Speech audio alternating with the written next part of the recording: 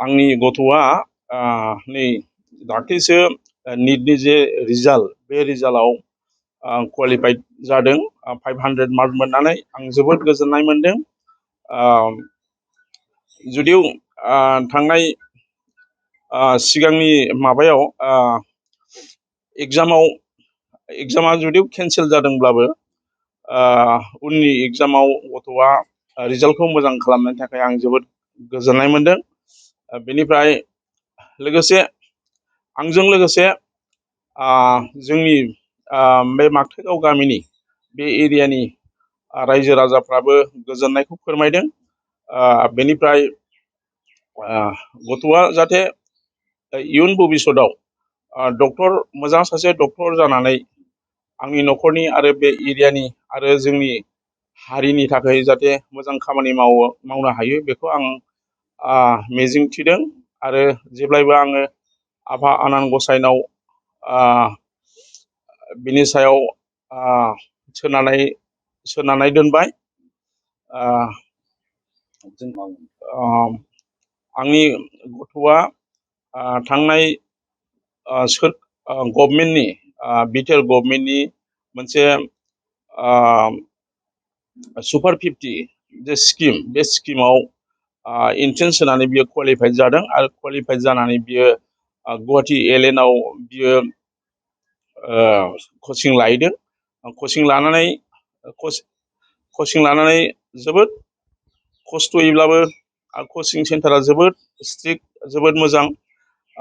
बेनि थाखाय गथ'आ मोजाङै मोजां नैबे निटनि जे रिजाल्ट बे रिजाल्टखौ 500 मार्क लानानै मोजाङै पास खालामनायनि थाखाय आं जोबोद गोजोननाय मोनदों। गथ'आ जोबोद लेबार खालामदों, जोबोद नाजादों। आरो बेनिफ्राय गथ'आ हाइ स्कुलाव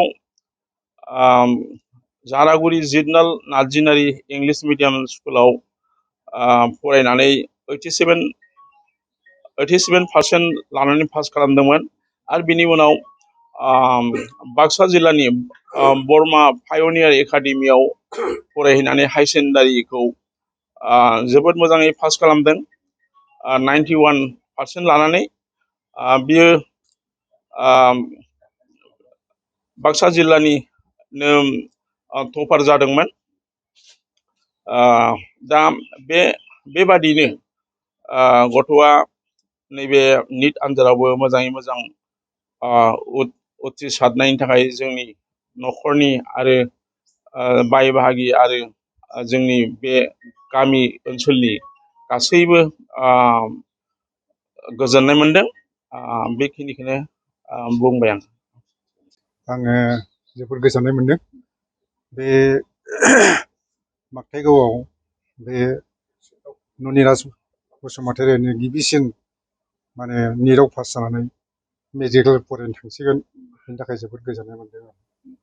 गामियाव बेनो गिबिसिन। बे जे ननिराज बसुमतारि बेयो नोंथांमोना गामियाव थायो, गामियाव नुयो, फरायनायाव माबादिमोन आरो उनाव माबादि मिजिंथियो नोंथांमोना बे गथ'निफ्राय? फरायनायावथ' बियो आगोलनिफ्रायनो मोजांमोन। आगोलनिफ्रायनो हयथ' रेंक 1 फ्राय मोनबोयोमोन नामा, आं बेखौ खोनाबाय थादों। ओमफ्राय मेट्रिकआवबो मोजां पास खालामखादों बियो, मोजां पार्सेन्टेज लानानै। ओमफ्राय हायार सेकेन्डारियावबोथ' 91% लानानै बियो पास खालामदों। दा बे हिसाबै आसा खालामो बिनि पारफरमेन्सआ माने साबसिननिफ्राय साबसिन जालांगासिनो दं। आरो दा जेनाखि निटआव 500 लानानै जेनाखि मोजां मोनसे पजिसन लानानै उथ्रिसारबाय, आसा खालामो बियो माने इयुनाव एमबिबिएसखौ मोजां नाम्बार लानानै साक्सेस जालांगोन। आरो गामियाबो बिनि थाखाय जोबोद गोजोननाय मोनदों बयबो। आरो बेबादिनो जोंनि बे मागथाइगाव गामिया बेनि प्रथम बे माने उथ्रिसारनायाव बयबो मोजां मोनदों।